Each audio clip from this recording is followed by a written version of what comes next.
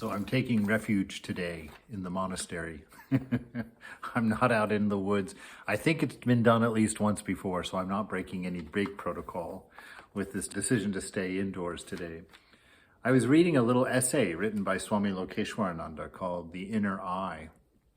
And he talked about this quest for perfection that's innate in mankind, in humankind.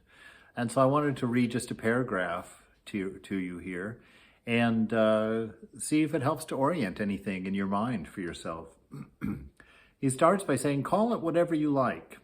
There is something in man which makes it possible for him to decide what is right and what is good, and to opt for that which is right and good.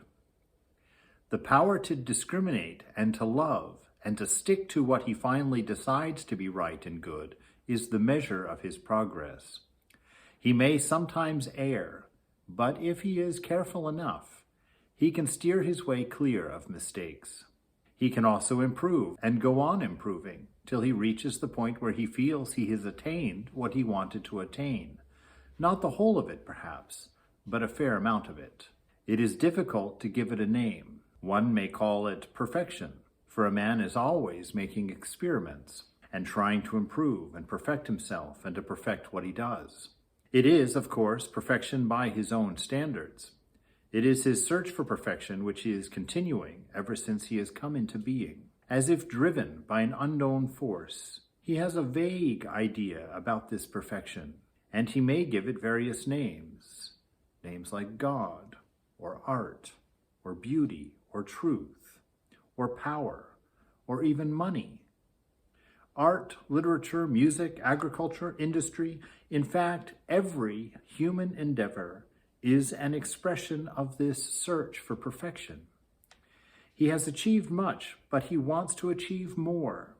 He does not know what exactly he wants to achieve, but he does know that he has not yet achieved that which is the ultimate. This really resonated with me because of that inner drive, that thing that does somehow compel us forward. It's a search. And many of us live kind of in a vague fog of distraction where we're not even aware of searching, that we're trying to have a good life or a happy life, or we're trying to indulge our senses in the best, most enjoyable kind of way.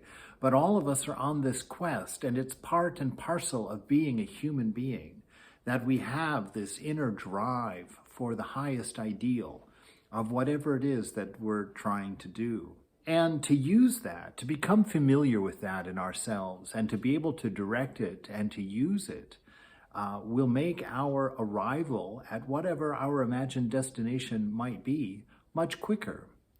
And it will give us a greater sense of fulfillment as we move forward. For me, I think it has become love.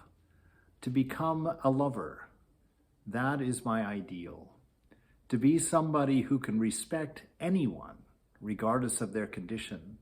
To be someone who's willing to help or to give to anyone, regardless of their condition, without requirement. I think that's my highest ideal. It's one certainly presented by Sri Ramakrishna and Jesus and Buddha in their words of compassion, forgiveness, mercy, and grace. What is yours? What are you searching for in this life? What is it that gets you out of bed in the morning? And how do you go about reaching your ultimate? This having an idea of what our ultimate aim is quite important. He goes on, he says, he is already suffering from unrest because he does not know what he wants or what he should want. There is a sense of aimlessness, a sense of not knowing what would be good for him to have. He has unrest because he lives from moment to moment, desire to desire. There is no central purpose, which is the driving force behind everything he does. This unrest will ultimately spell his doom if he does not direct his energy toward his moral uplift. So that's really what we're all going for, that moral uplift, which is love, which is unselfishness. So clarify your task. Clarify your purpose in life and begin to streamline your days in a way that is advantageous to reaching your highest ideal.